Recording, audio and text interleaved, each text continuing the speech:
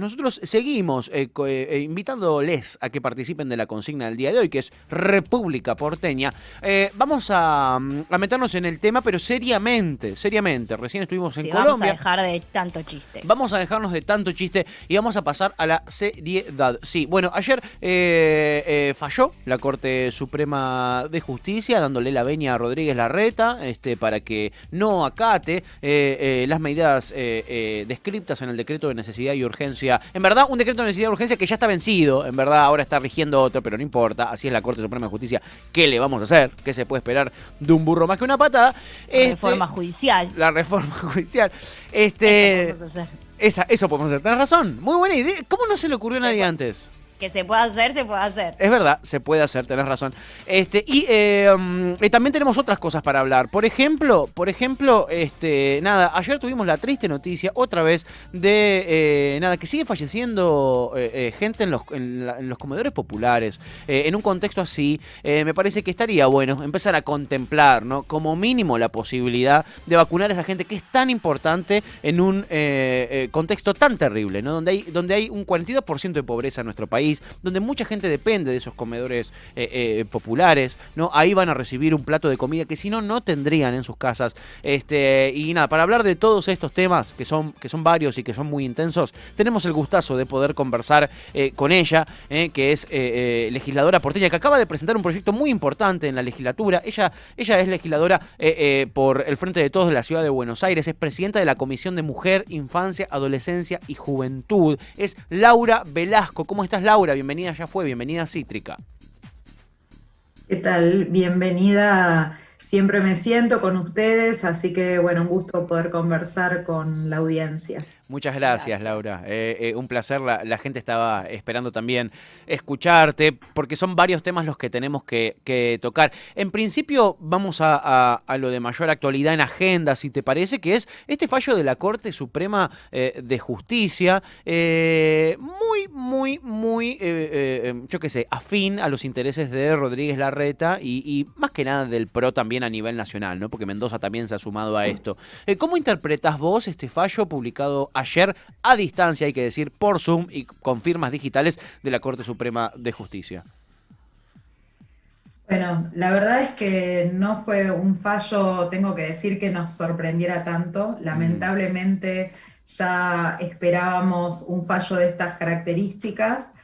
Creo que ha sido muy preocupante que se haya llevado al plano judicial por parte del jefe de gobierno Horacio Rodríguez Larreta un DNU que debería haber sido acatado, dado que estamos en una circunstancia sumamente compleja en la ciudad de Buenos Aires, con el sistema de salud público y privado colapsado, donde tenemos ya mucha demanda y dificultad para dar respuesta a las necesidades de internación. Hace poquitos días, para poner un ejemplo que está justamente en el centro de la tormenta y que es la situación docente, la obra social que atiende a las y los docentes en la Ciudad de Buenos Aires, el Sanatorio Méndez, no tiene camas ya de internación, es decir que cuando ha habido una docente que no tenía cama, tuvo que ser derivada. Hace muy poquitos días, una enfermera inclusive que no estaba en funciones por enfermedades preexistentes y por ser persona de sumo riesgo, falleció en la guardia esperando ser atendida. Son situaciones muy difíciles las que se están viviendo en la Ciudad de Buenos Aires, inclusive lo ha expresado con toda claridad uno de los directores del Hospital Garrahan, Oscar Trota, que ha planteado que justamente la situación de internación de niños, niñas y adolescentes en esta segunda ola es muy preocupante. Y también sabemos que el 30% del transporte aumenta con las clases presenciales. Entonces, lo que creemos es que en este año que pasó, lo que debiera haberse logrado es aumentar la cantidad de dispositivos y de conectividad para que fundamentalmente niños, niñas y adolescentes de barrios populares no queden afuera de la escuela. Hemos hecho un relevamiento que nos da el dato de que en la Ciudad de Buenos Aires, la más rica del país, el 54% de los y las estudiantes están hoy recibiendo y realizando las tareas por WhatsApp, y en un 58% utilizando el mismo dispositivo con sus hermanitos, con sus padres, que en general es el celular, que inclusive si sale esta persona adulta mayor del hogar, que en general son las madres las que están además a cargo de esa tarea de acompañamiento, se queda sin posibilidad de contacto con la escuela. En la ciudad se discontinuó el Plan Sarmiento, como se hizo en el gobierno de Macri en el Plano Nacional con el Conectar Igualdad, e inclusive este año se recortaron 371 millones de pesos más.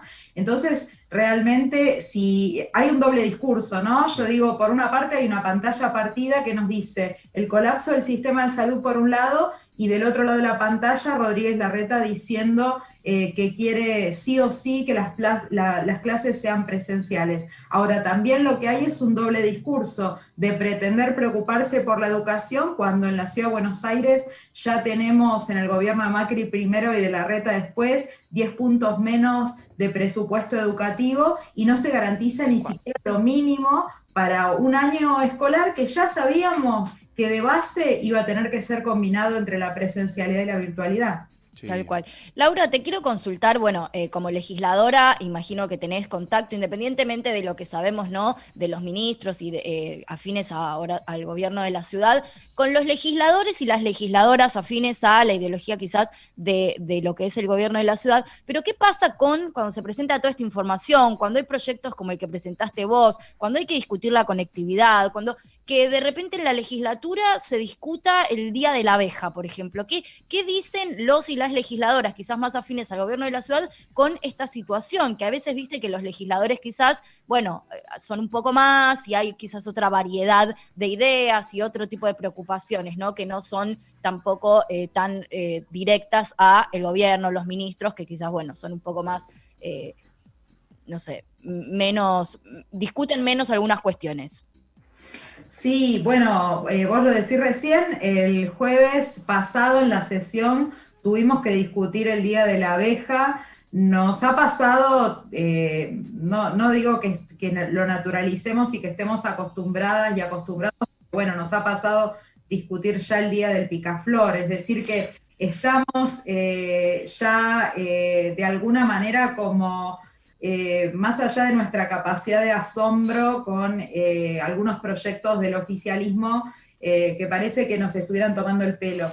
La realidad es que algún proyecto se votó la semana pasada también que fue importante. En el caso de un proyecto de ley de mi autoría, el proyecto que plantea que se promueva la vacunación de las esenciales de los barrios populares.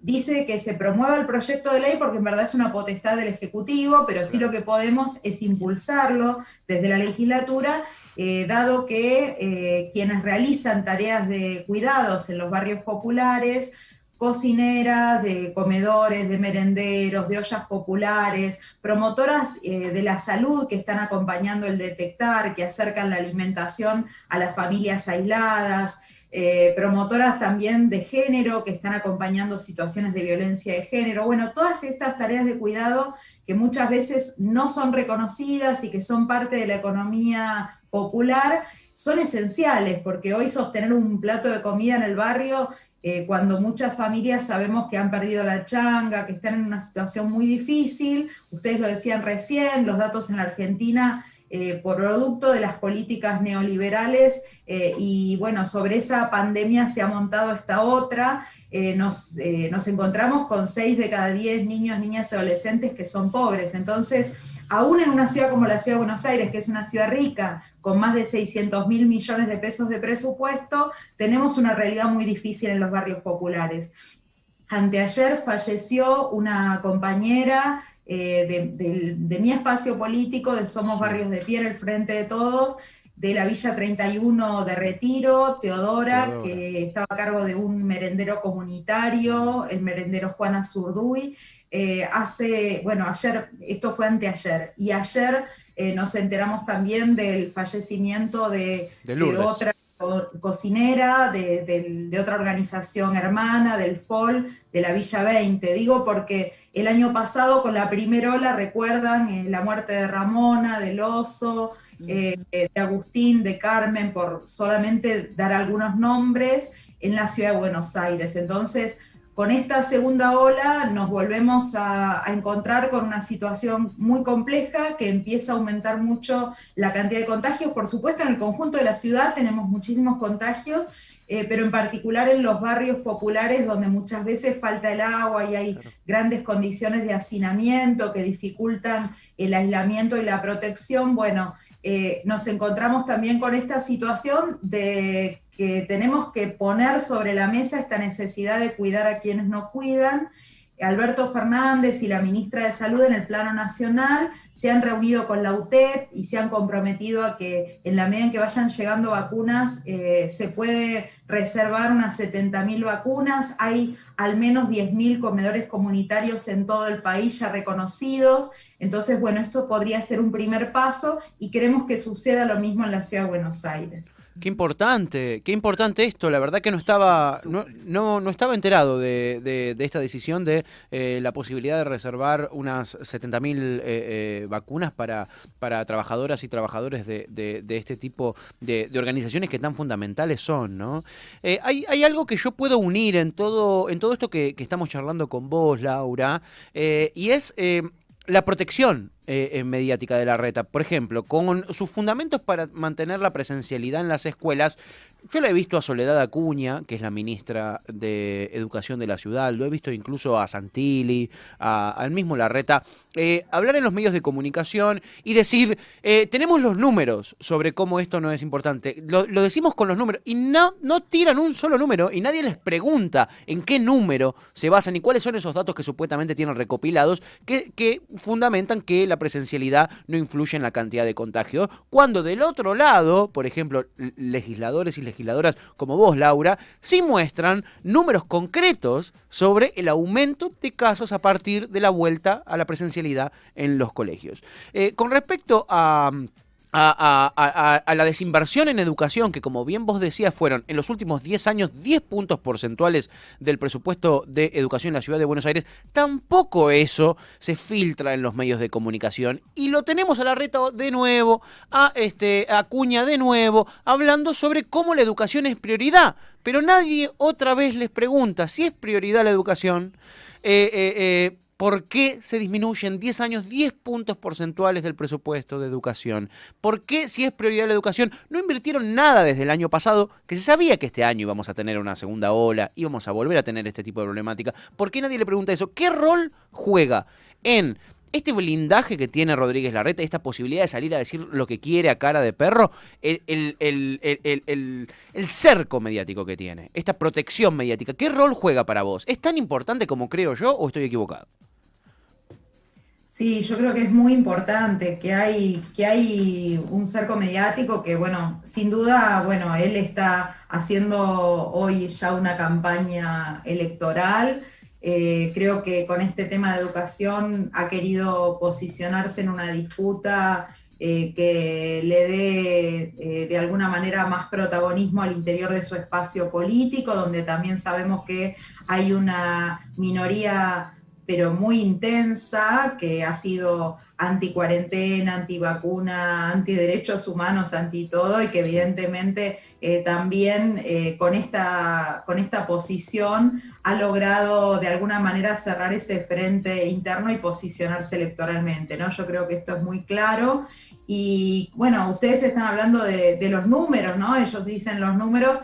Justamente en la última sesión, uno de los proyectos que no se trató y que nos parecía muy importante que fuera tratado en la legislatura porteña, fue un proyecto de un compañero de mi bloque, Leandro Santoro, que planteaba justamente que la matemática y la epidemiología y la voz de los expertos en salud sea la que en definitiva prime cuando se tienen que tomar algunas decisiones en términos de restricciones. Sí. Esto es importante porque otros países del mundo ya lo tienen así, entonces automáticamente se suspenden las clases presenciales o se disponen determinados horarios de circulación, en tanto hay una cantidad de contagios cada 100, por ejemplo, 200 contagios diarios cada 100.000 habitantes, ¿no?